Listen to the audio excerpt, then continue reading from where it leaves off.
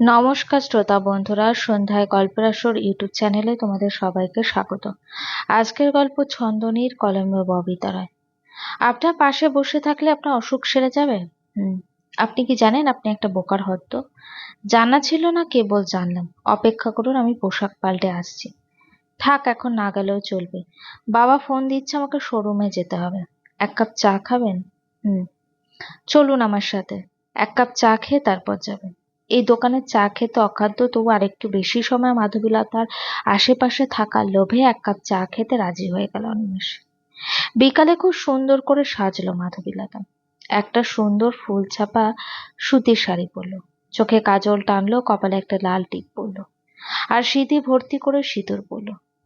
মাধবীলতা খেয়াল করেছে অনিমেষ প্রায় মাধবীলতার সিঁদুর রাঙা সিঁথির দিকে মুগ্ধ দৃষ্টিতে তাকিয়ে থাকে। কতদিন সঠিক মনে পড়ে না, তবে অনেকগুলো দিন পরে সঞ্জয়ের সাথে দেখা হয়ে গেল। সঞ্জয়কে দেখে মাধবীলতার মুখটা পাথরের মতো শক্ত হয়ে গেল। সঞ্জয়ের মুখটা অবশ্য হাসি হাসি। হল থেকে বের হয়ে গাড়ির জন্য কিছু দূর হাঁটতেই সঞ্জয়ের সাথে অনাকাঙ্ক্ষিতভাবে মাধবীলতার দেখা হয়ে গেল। সঞ্জয় এই দিকেই আসছিল, মাধবীলতাকে দেখে থমকে দাঁড়ালো। তারপর কি মনে করে যেন হেসে পড়ল। মাধবীলতার জানা মতে সঞ্জয় এখন মফস্বলে থাকে। ঢাকায় হঠাৎ কি দরকারে এসেছে মাধবীলতার জানা নেই, আর জানতেও চায় না। কেমন আছো মাধব? মাধবীলতা? আমার নাম মাধবীলতা। সঞ্জয় আহত স্বরে বলল, তুমি অনেক পাল্টে গেছো। সময় মানুষকে পাল্টে দেয়। কোথায় যাচ্ছ? একটা দরকারি কাজে যাচ্ছি। তোমার যদি হাতে সময় থাকে চলো, আমরা একটা ক্যাফেতে গিয়ে কিছুক্ষণ বসে কথা বলি। আমার সময় নেই, প্লিজ। মাত্র কিছুক্ষণের ব্যাপার, খুব বেশি সময় নেব না। যা বলার এখানেই বলুন। তুমি অপরিচিতদের মতো কথা বলছো, আমরা তো অপরিচিতই। তোমাকে খুব সুন্দর লাগছে। মাধবীলতা তাচ্ছিল্য করে হাসল এবং বিদ্রূপের স্বরে বলল, কিছু বেজাতের পুরুষ আছে জানেন, ঠিক আপনার মতো। ঘরের বউয়ের থেকে পরের বউকে তাদের চোখে বেশি সুন্দর লাগে। রাস্তায় বের হলে অসভ্যের মতো চোখ দিয়ে গিলে খেতে চায়। সঞ্জয় রেগে গেল, তবে প্রকাশ করল না। শুধু ঠান্ডা কণ্ঠে বলল, আমার সাথে আপনার যেদিন বিয়ে হলো তার দুদিন পর তোমাকে নিয়ে একটা হোটেলে উঠেছিলাম, মনে আছে তোমার? সেই হোটেলে আমি তোমার সঙ্গে অন্তরঙ্গ কিছু সময় কাটিয়েছি। ভাবতেই আমার আবেশে দু চোখ জড়িয়ে যাচ্ছে। তুমি একদম মাখনের মতো। তোমার দুর্ভাগ্য হলেও আমার খুব সৌভাগ্য। সেদিন একটা ভিডিও ফুটেজ আমার কাছে এখনো আছে। ভয়ের এক শীতল স্রোত মাধবীলতার গা বেয়ে নেমে গেল। হাত পা শিরশির করছে, মুখটা রক্তশূন্য। সঞ্জয়ের মুখে রহস্যময় হাসি ফুটে উঠল। বলে, তোমাকে দেখে মনে হচ্ছে তুমি অনিমেষের সাথে খুব সুখে আছো। আমার আবার অন্যের সুখ সহ্য হয় না। তুমি যদি না চাও সেই ভিডিও ফুটেজ অনিমেষ দেখুক, তাহলে চলো আমার সাথে। আমি খুব বেশি সময় নেব না। কোথায় যেতে হবে? আপাতত একটা ক্যাফেতে গেলেই হবে। ক্যাফে গিয়ে কর্নারে একটা টেবিলে বসলো ওরা। সঞ্জয় বলল, কি খাবে বলো? কিছুই খাবো না, আপনি যা বলার তাড়াতাড়ি বলে বিদায় হন। এত তাড়াহুড়ো করছো কেন? আমার খুব জরুরি একটা কাজ আছে। বিবাহিত মেয়েদের তো একটাই জরুরি কাজ, সেজেগুজে বরের সাথে দেখা করতে যাওয়া। কথা বলতে বলতে সঞ্জয় হেসে ফেলল, যেন এইমাত্র বিরাট একটা হাসির কথা বলে ফেলেছে। মাধবীলতার মুখটা পাথরের মতো শক্ত। সঞ্জয় বয়কে ইশারায় ডেকে 2 কাপ কফি অর্ডার দিল। মাধবীলতার দিকে তাকিয়ে বলল, আমার বন্ধুকে ভালোবেসে ফেলেছো নাকি? আর কিছু বলার আছে? এত রেগে যাচ্ছ কেন?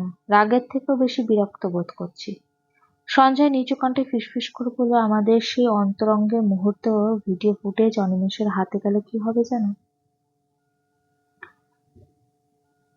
এই প্রথম মাধবীলতার ঠোঁটের কোণে হাসি ফুটে উঠল, তার ছেলের হাসি।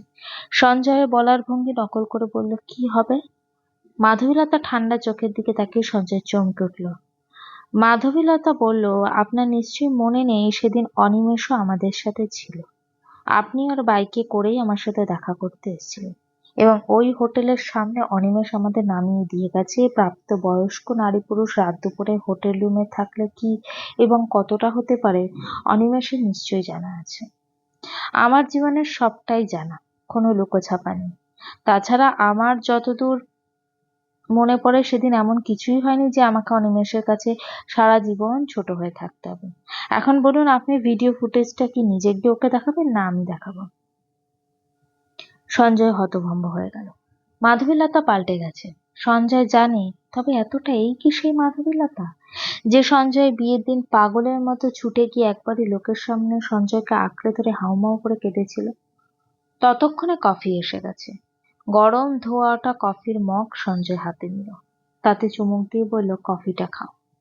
মাধবীলতা কফির মগ ছুঁয়ে দেখলো না, বলে, আপনাকে আজ কিছু কথা বলতে চাই। এক সেকেন্ড, তুমি তখন থেকে আমাকে আপনি আপনি করছো কেন? তো কি করব, একজন প্রতারককে নিশ্চয়ই তুমি বলা যায় না? সঞ্জয় চমকে উঠল। এসব কি বলছো? কে প্রতারক? তুমি খুব ভালো করে জানো আমার সাথে আলপনার বিয়েটা কিভাবে হয়েছে। আগে আমার কথাটা পুরো শুনুন, তাহলেই বুঝতে পারবেন কেন আপনাকে প্রতারক বলছি। একটা কথা, আপনি তো আবার রকচটা মানুষ, আমার কথা শুনতে শুনতে উত্তেজিত হয়ে আশা করি এমন কিছু করবেন না যাতে আমাদের দুজনেরই অসম্মান হয়। কি বলতে চাও তুমি? অনিমেষ আমাকে ভালোবাসে, শুধু ভালোবাসে বললে ভুল হবে, পাগলের মতো ভালোবাসো আমাকে।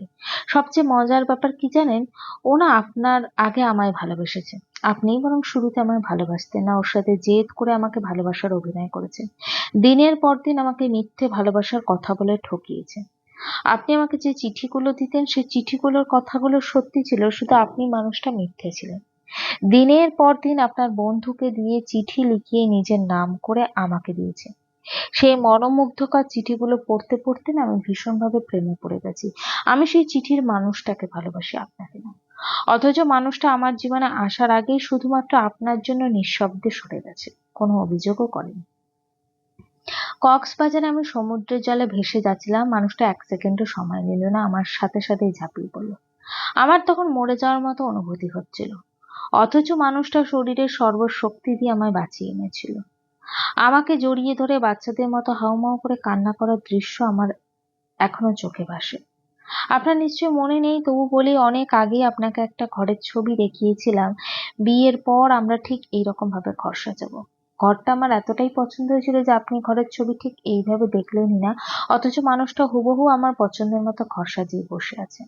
আমি যদি তাকে বিয়ে না করতাম কোনোদিনও জানতেই পারতাম না যে মানুষটা আমাকে কতটা গুরুত্ব দেয়। বিয়ের পরে প্রথমবার আমি তার ঘর থেকে এতটাই অবাক হয়ে গিয়েছিলাম যে আমি অনেকক্ষণ কোনো কথাই বলতে পারিনি। আমি সিগারেটের গন্ধ পছন্দ করি না দেখে মানুষটা এখন আমার সামনে সিগারেট খায় না। আমার নাম মাধবীলতা দেখে সে একটা আস্ত মাধবীলতা ফুল গাছ কিনে এনে তার ঘরের ব্যালকনি ঘেঁষে লাগিয়ে দিয়েছে।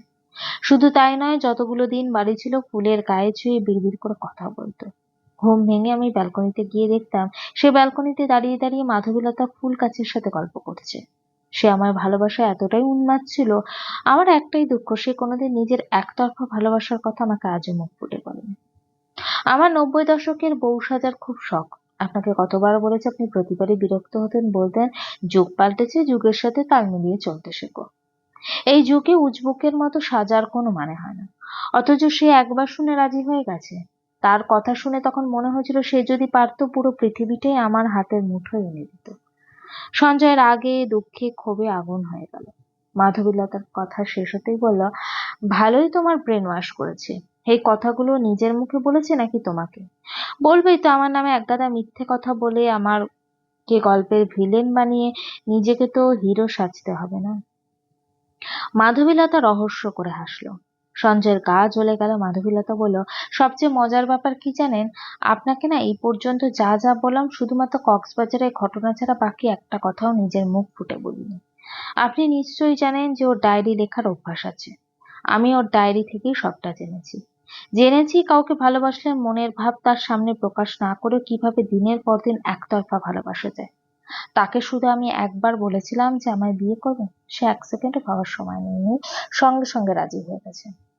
আমি তার সবকিছুতে মুগ্ধ। আপনি আমার মতিভ্রম ছিলেন, কিন্তু অনিমেষ হবে আমার সত্যিকারের ভালোবাসা। সে আমাকে কোনোদিনও ভাঙবে না।